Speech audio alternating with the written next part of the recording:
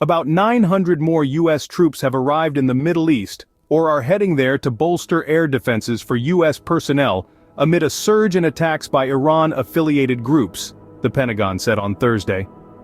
In the recent weeks, the world has been watching the escalating conflict between Israel and Hamas, a situation that has the potential to pull in an increasingly concerned United States. The tension between these two nations has been a long-standing issue, but the current situation has brought about a renewed sense of urgency.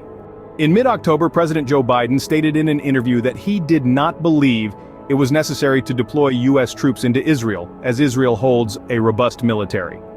However, he did not rule out the possibility of using troops to rescue American citizens taken hostage by Hamas. Biden assured that the U.S. will provide Israel with the necessary support in its war against Hamas. As part of this commitment, 2 U.S. Navy carrier strike groups were sent to the region, demonstrating the United States' unwavering support for Israel's security.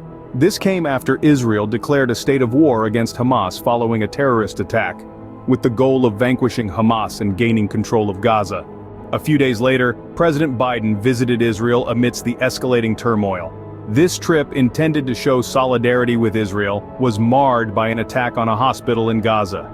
This incident sparked anger and fear of a broader conflict, drawing in not only Israel and Hamas, but potentially other players in the Middle East. As tensions rose in the West Bank, concerns grew that Israel might be lured into a trap that could drag the U.S. into a broader conflict.